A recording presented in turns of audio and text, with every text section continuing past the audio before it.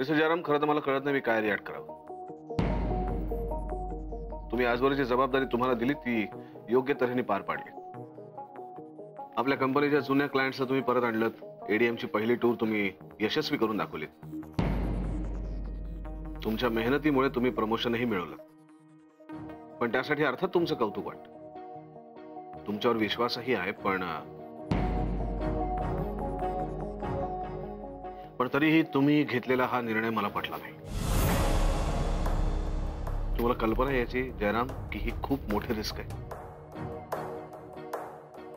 हा निर्णय जरी तुम्ही घेतला असलात तरी तुम्ही देव टूरचे एम्प्लॉई आहात. तुम्ही निर्णय घेतलात म्हणजे देव टूर्सनी हा निर्णय घेतला याची तुम्हाला कल्पना आहे?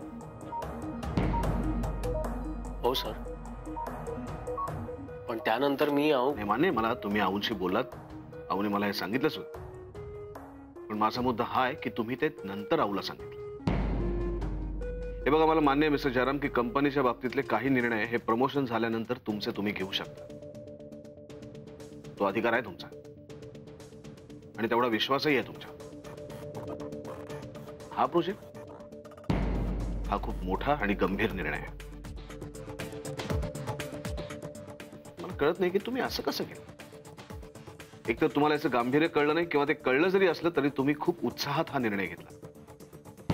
नाही सर, तसं नाही. जे काही असेल मिस्टर जयराम, पण आता देव टूर्सचं रेप्युटेशन लागलंय.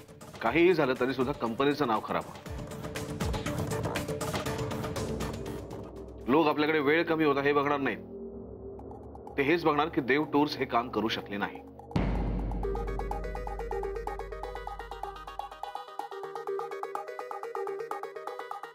एनिवे, हे सगळं मी तुम्हाला सांगण्या पाठीमागचा हेतू एवढाच आहे की हे प्रोजेक्ट आपल्यासाठी किती महत्वाचं आहे. नाही, कारण काही झालं तरी आपण हे प्रोजेक्ट आता करतोय. हे प्रोजेक्ट आपल्याला फक्त पूर्ण नाही तर यशस्वी सुद्धा करावी लागेल आणि याची संपूर्ण जबाबदारी आता तुमची आहे. हे बघा, या सगळ्याचं बर्डन घेऊ नका. मेहनत घ्या. All the best.